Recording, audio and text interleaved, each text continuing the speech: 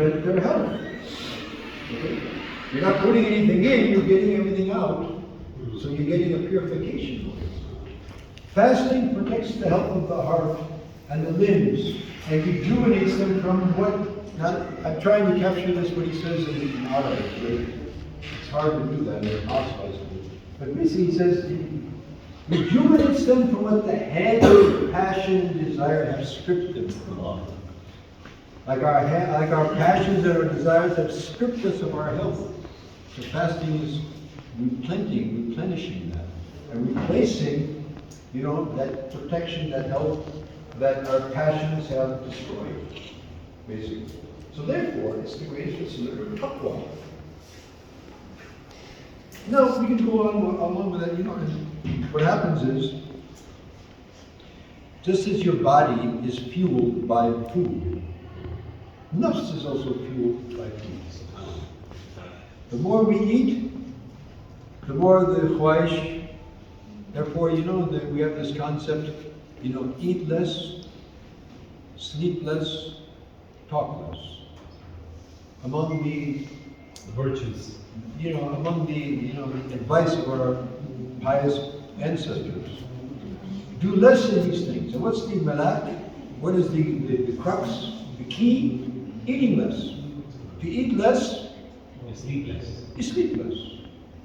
You talk less. When you're fasting in Ramadan, you feel like a lot of shut. Exhausted. Huh?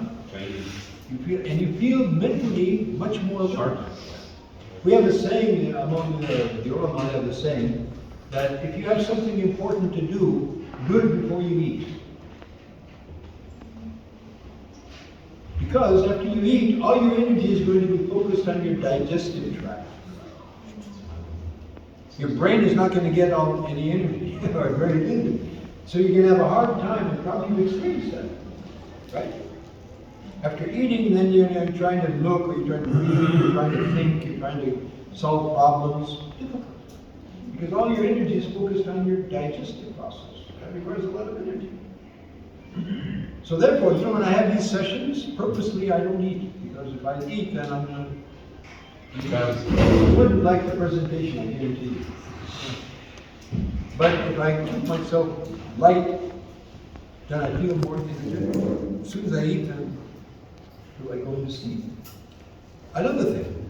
Can I ask you a question? Yeah. Sorry to interrupt. Okay, so some people say, for example, that if you want to do a hectic task, it's important that you should have energy for that. Now, this is exactly the opposite of what you're saying. So how does it fit? Because both things are logical to a certain extent. Well, I know I've been hearing that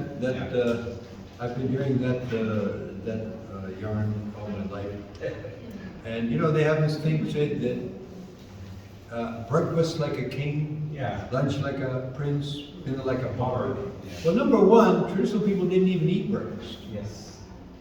If you go to KPK, you go to Punjab, the village, do they eat in the morning? They go out in the farm, they work a little, and they come back around 11 o'clock, 12 o'clock, and they have a good meal. And then after Maghrib, they have another meal, if they have food. Traditional people usually used to eat around 2 times, too.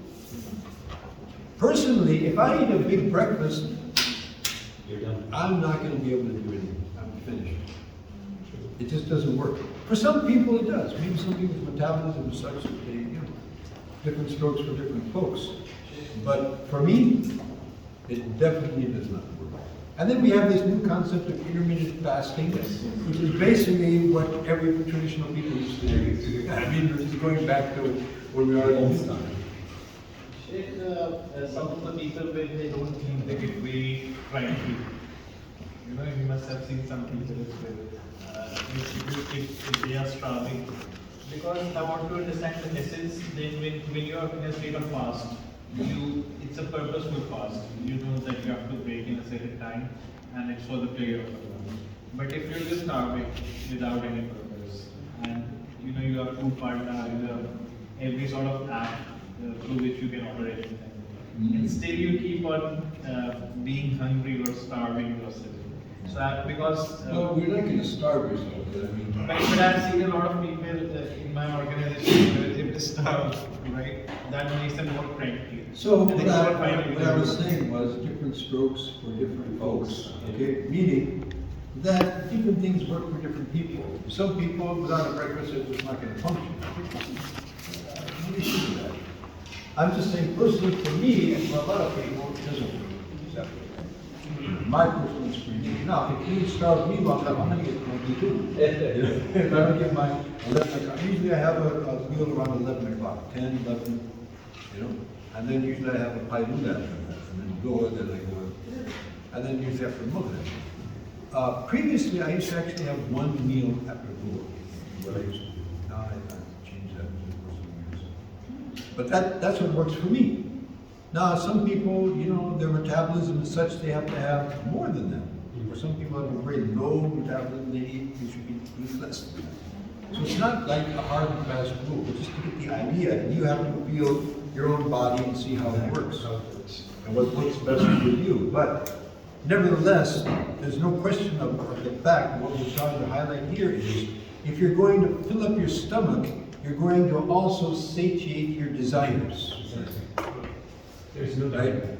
And also that's part of fasting is also, Nabi Sallallahu Alaihi Wasallam says, if somebody argues with you, you have the tendency to want, because you have, you know, the threshold of tolerance becomes less. So you would be feeling inclined to, you know, snap at him and control yourself. So it's also teaching us to control. Even though we feel hunger, we feel like getting angry, but we learn to control. And when you're hungry and your mind is working a bit better and clearer, you're able to do that. So it's a very dynamic process.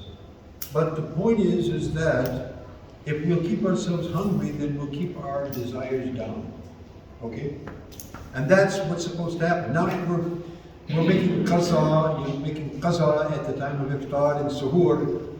Is that going to happen? We find people in Ramadan, they gain weight. Yes. You ever heard of that? I mean, I missed the whole day, so I'm going to have double, triple, quadruple, you know, Yeah. for iftar. And then for suhoor, we're going to have like, mashallah, Punjabi suhoor. You know, I get when I see it, I get that. You're going to put that in your stomach? Sheikh, Karachi support is also similar, Sheikh. You're discriminating. So, let's think about this. Picture in Ramadan, picture now you're in Asr.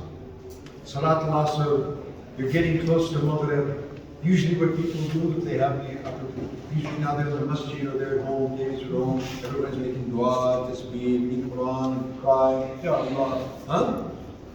Then iftari comes. The colors change. And then we drop these bombs. You know? Ladies, please, you know, these samosa, pakore, oh my God, that is the worst thing you can put in your stomach. These fried things are the most difficult things to digest. Right? And your stomach is in sleep mode. You know, it needs to be, you know, restarted again. You have to, you know, ease it in.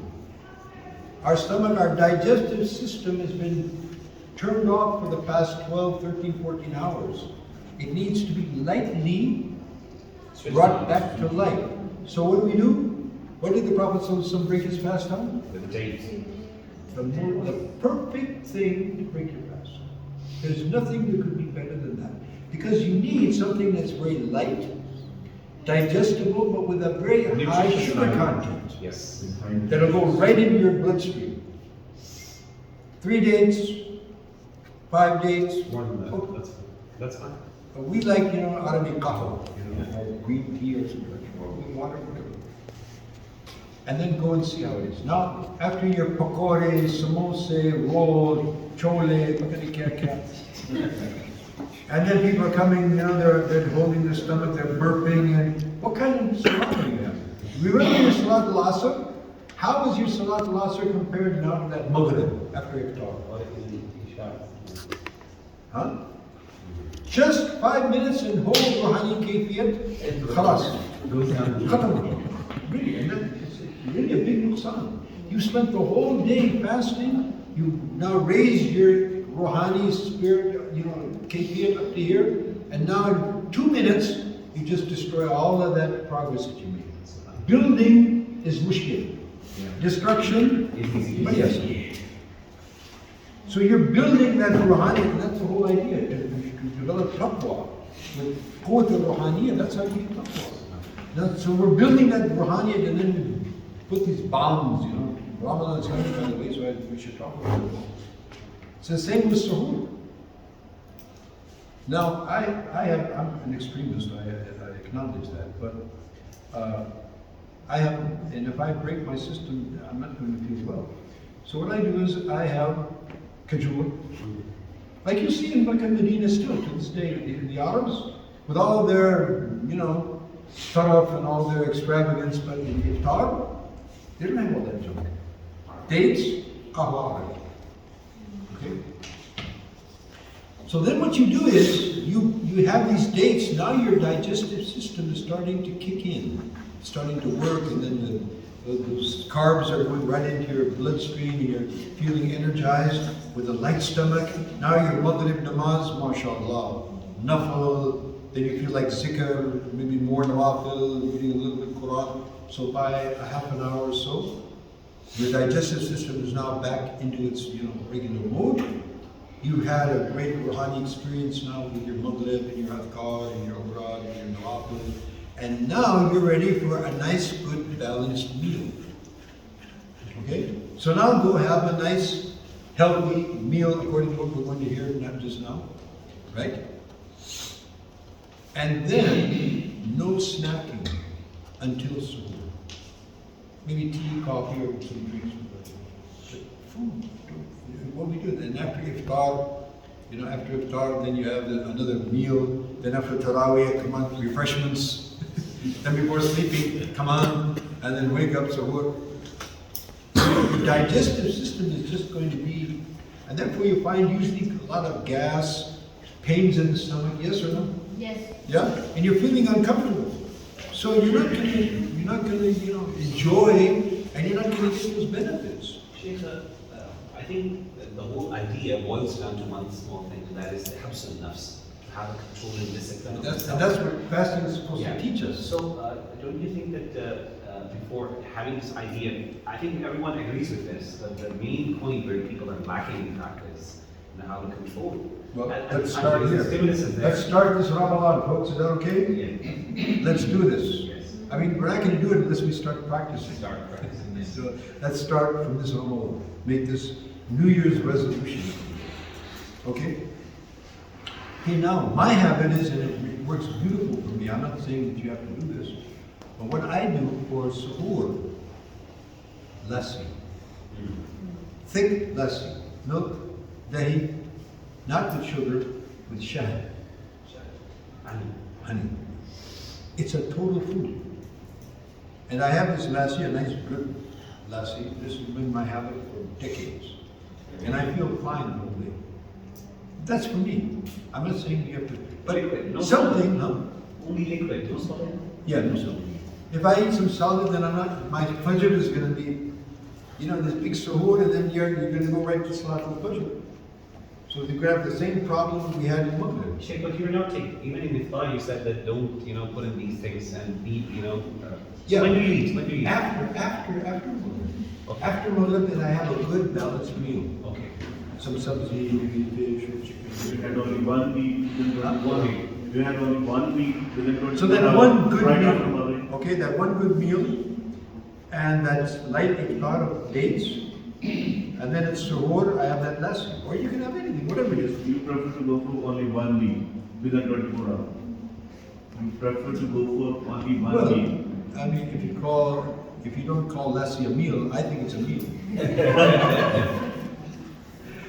Yeah, my wife says, I eat these, what I eat, a lot of times I'll eat just vegetables, or I'll eat like nuts and dried fruits. So my wife being in India, she says, "To khana khao." Ye khana nahi? Ye khana nahi. Ye dry fruit hai, ye khana nahi. Sheikh, how do you communicate with your wife? Huh? The same way that you're mentioning? Well, it's like I'm doing now. Yeah. Ye khana. Ye roti, chawal, khana. Biryani. Allah bless her heart. And, but that's the concept, you know, unless we're eating these things, this is not common. And what they say, a roti ka. Roti. If there's no roti, it's not common. It could be a ton of all these good things, you know. And by the way, a handful of dried fruits, nuts, and dates will give you much more nutrient benefits than all that big kana that people are eating, you know. So it's not about the quantity, it's about the quality. It lacks substance. And by the way, dates. If you look at what is contained in one date, it is one of the most condensed and intense, dense, nutrient-dense things that you can eat. I'll tell you another thing, by the way, which you have here in Pakistan, but people don't know about. You have moringa tree. You know moringa? Yes. What do you call that? You know, palli, the lambi palli. What do you call that? Sohanjana. Huh? Sohanjana. Sohanjana? Sohanjana. Whatever. It's a good word. Okay, the long palli. Yes. Okay, did you know that the leaves of that tree are probably the 5% most Anjana. nutrient-dense thing that you can eat? The leaves of that tree. We know the palli? Yes. The moringa leaves. This is one vegetable that has also complete protein. It's unheard of in vegetables. It has complete, all the amino acids. Very high percentage. It's like eating meat. Moringa leaves. You have those trees all around, you know. So you can have those. So the idea is, particularly in Ramadan, because you want to eat less, but you want to eat good stuff. It's going to give you, you know, faida. We say bang for the buck, you know. So you want to, you know, select those really nutrient-dense, easy digestible, paya, nahari. I don't think that's a good idea. Not for me anyway. But those things which are highly nutrient-dense, but easy to digest. Okay? Okay.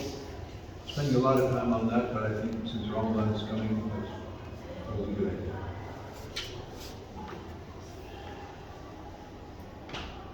Oh, Sumu Tasih. This is a long hadith, and one of the Sumu Tasih, and another part of the hadith is Safi Tasih. Basically, fast to be healthy. I'll tell you a story. This is a true story. And if I hadn't heard it from the person himself, I probably wouldn't have believed it. So there was, you probably have heard of the Shaykh Muhammad Zakaria. He was a great muhaddith, Sahar al-Ghul. And that book, Ghazali, when he was a young man, he wrote that in about 2 days or so. He has these great commentaries on all the Kutub of Hadith. One of the great scholars, unfortunately I was able to meet him during his life. Anyway, one of his students and one of his khalifas, his name was Maulana Jamil Ahmed. He was also from Hyderabad, Deccan, by the way. So he came to America in 1970, I don't know, maybe 65, 60, something like that. 75, 76. So he came, he was a very old fellow, and must have been in his 70s, 80s, and he looked like he weighed about 70 or 80 pounds. I mean, just skin. But this fellow had this Rouhani quwwat, it was just phenomenal. Unbelievable. And luckily, myself and another one of my friends, we were able to travel with him to various cities in America. And it was it wrong? No. Anyway, we were in Cleveland. Well, I was born in Cleveland, Ohio, so I remember that very vividly because it was my place of birth in a mosque there. So he tells the story. So he says that they were, you know, they had a Jamaat, the Tabligh Jamaat they made, and they were sent to Australia. So on the way from India to Australia, they stopped in Malaysia or Indonesia, I forget which one of those places. And so in the meantime, the Shaykh had started coughing up blood. He was already very elderly and weak, you know, physically. So he started coughing blood, you know, profusely. So they took him, you know, when they got down there, they took him as an emergency patient in the emergency room, and then they took took the x-rays and all that. They said, this fellow is in last stages tuberculosis. His lungs are full of blood.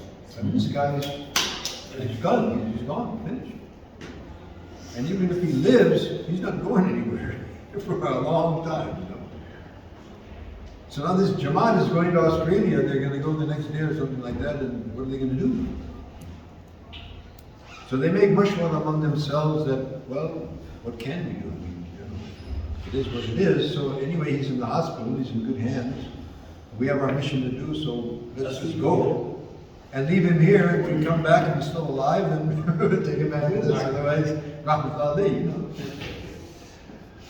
So they decide that that's what they're going to do, and then they go to the Shaykh and they say, Shaykh, you know, this is the situation. So we made mashwara and this is what we came up with. And the Shaykh got furious. He said, what? No way. No way. Are you kidding? He said, I'm going. And he quoted this hadith, and it was Ramadan, when this Jamaat was moving. He said, Nabi Sallallahu Alaihi Wasallam said, Sumu to sihr, and Safi to sihr. He said, fast and get health. And also in the same hadith, travel and become healthy. I'm going, and I'm going to fast. The last stage is tuberculosis, you know, fast. You know? And because he was so senior, I mean, they couldn't do anything. So I don't know how he allowed him to get up, but anyway, he went, he left. Believe this or not, now I listened to this from him, and I saw this from him. He was not like this, you know. He says when they got to Australia, he was sitting up, he was fine.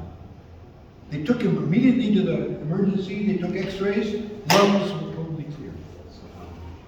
Now, you can make of that whatever you want. Yes. But we believe in karamat and awliya, that's one thing. But another thing is, look at the yaqeen. Now, there's another thing. There's another point here. If you believe something, if you have yaqeen on something, and this is the qaida, Nabi Sallallahu Alaihi Wasallam says, Zamzam lima shuriba lah. Zamzam, if you drink Zamzam, whatever niyat that you have, Allah will do it.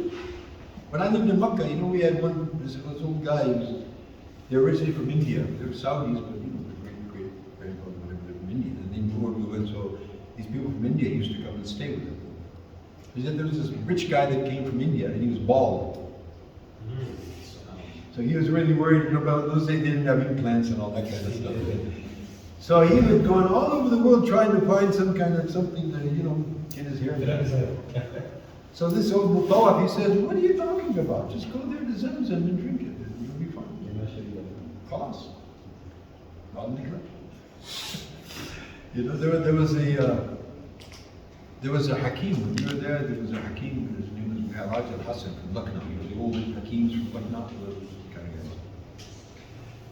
So he said when he first came to Saudi Arabia, there was no doctor in Makkah. So this Egyptian doctor, he came to Saudi Arabia. And he came to Makkah, not because he wants to set up a practice, he wants to be mujawwid in Makkah, he wants to live and die in Makkah. So now the people in Makkah hear there's a doctor. So they started coming to him, and this Egyptian doctor used to get angry. So what are you coming to me for? You have Zamzam, you got a problem? Go drink Zamzam. You know? And we saw so many, you know, but it works when you believe it. If you have yaqeen, it works.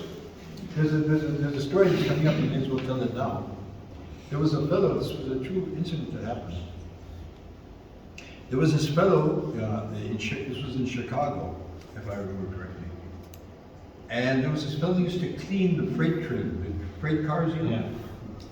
And so among those freight cars was the refrigeration car, you know. So he went in the refrigeration car and he wants to clean it, and somehow the door got locked. So he's locked in the refrigeration car. Now he doesn't have his mobile phone or something to call it. And so he can't get out, and he can't communicate. So he's going to freeze to death. So what's he going to do? Nothing. Nothing he can do. So he just lays down and gets ready to die. And in the morning, they open up the car and he's dead. Froze to death. The funny thing was is though, the refrigeration wasn't on. The placebo effect. The placebo effect. I was going to say about it. Exactly. He thought I'm gonna die, and he actually, he brought on hypothermia, he brought on his own hypothermia and froze to death in his mind. The placebo effect. Now, the pharmaceuticals, Yeah. it has to work better than a placebo. Yeah. The question is, why does the placebo work? It's all It has nothing in it. Because the people believe in it. Sheikh, the biggest criticism against psychiatry is in fact the placebo. Because most of the medicines that they give, even though it's a full complete field, the biggest criticism is that the majority of it is placebo. Yeah, well, I'm not a fan of psychiatry in the first place, but that's another story. In any case, folks, so fasting is just an amazing thing. And, okay. Absence of hunger causes most deaths today. It's not because you're starving to death. You know, the ladies, "Ipucha khana nahi khaya, nashta nahi khaya, wo mar jayega." Die of starvation. Do you know how long it takes to die of starvation? It takes months. Oh, Allah. Yeah. You're not gonna, if you miss food for a week, you're not gonna starve to death. It takes a long time because you're gonna have to, your body is gonna start, eating up, the muscle and your bone tissue. It's gonna take a long time to starve to death. Now, if you don't get water, maybe a week. If you don't get air, maybe 10, 15 minutes, but you're not gonna. So actually, we're not dying, we're not starving to death, we're eating to death. We're eating ourselves to death. Right? Okay. Hunger increases vitality, energy, brain power, memory. This is all in general. And our ulama, they swear on these things. Yeah. Imam Nawawi, Yes. rahimahullah, Yes. did you know what he used to eat? He used to eat a little bit at the time of suhoor. That was his whole life. That's all he ate. And look what he produced in his lifetime. He didn't live very long. He lived around 40 years old. But he produced what people a team wouldn't produce in decades. Unbelievable. The majority of the Islam, that was their lifestyle. Yeah. That is why they were able to be more productive, and they produce a lot more in their in very few years of their time. Absolutely. Yeah, so it's counterintuitive. We think we'll eat more, we'll get more energy, we'll do more. It's absolutely the opposite. But again, if you go under the threshold, Yes. moderation is the key. And everybody has a threshold. And it has your metabolism, your activity level, etc., etc. Freedom of pain, hundreds of illnesses. Subhanallah. Boost spiritual awareness close to Allah. We all experience that in Ramadan, right? Hunger renders food more delicious. Yes. Isn't that true? True. जब भूख हो रहे कैसे खाना any खाना जो भी हो it tastes delicious. Sheikh, you sound like a Pathan, mashallah. And you look like a Pathan as well. Did you know the Pathans are originally from Bani Israel? Yes, and you look like a Pathan as well. Here we are. The Pathans are from us. Hashim Ahmed Khan. Yes. It's interesting. We have this Khan, and then in the Jewish tradition we have Kohen. Oh, subhanallah. And actually it's like Kahin, Kohen. They were the ulama class, and they were also these, hocus pocus kind of Astrology and stuff. Yeah, they're called the Kohens, and still you find these people. They still have that name. Okay. There's another thing, there's another thing I want to highlight while it's on my mind. Okay, Ramadan is coming, and so one thing is iftar, okay, suhoor. Another thing is Eid al-Fitr. Ye badi khatar hai. Yes. Ye badi khatar hai. Hoshiar. We have 15 minutes, inshallah. I'm supposed to give the talk. Yes, so What time is that? 12 I will leave because we are going to be starting at 1, inshallah. Oh, okay. So we have right at 12. Okay, good. So, here is another thing we have to really, again, habs and nafs, yeah? Control. Inshallah, let's make intention for this and be careful because as we all probably know, these days of Eid, they destroy generally all the gains that we got during the month of Ramadan. And I think we all have experienced that, you know. Again, you know, Asr, the 30th or 29th day of Ramadan, next, we're waiting for the moon, Chand, Dekna. Everybody's in dua, everybody's Tadarru Imam Allah, and then Maghrib comes, and then Shuri. The first thing is, we don't see the people in the masjid in Salat al-Isha. We're out in the market. Huh?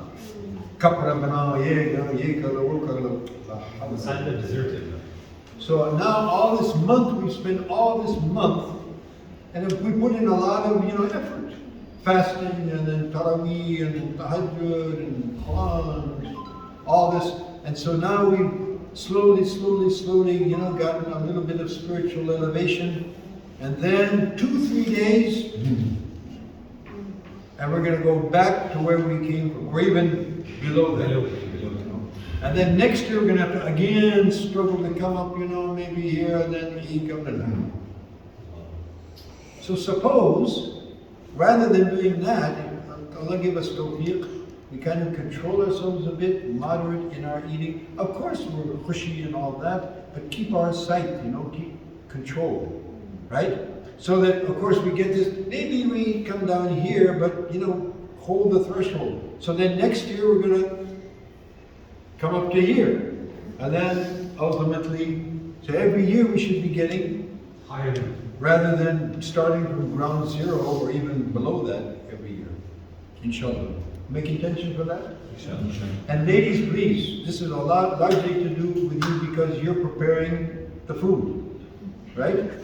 So if you get qabu on these things, then the men, what are they going to do? They have to, you know? They have to They follow believe along. that if this is not the iftar, this is not iftar, they're not going to make it. Huh?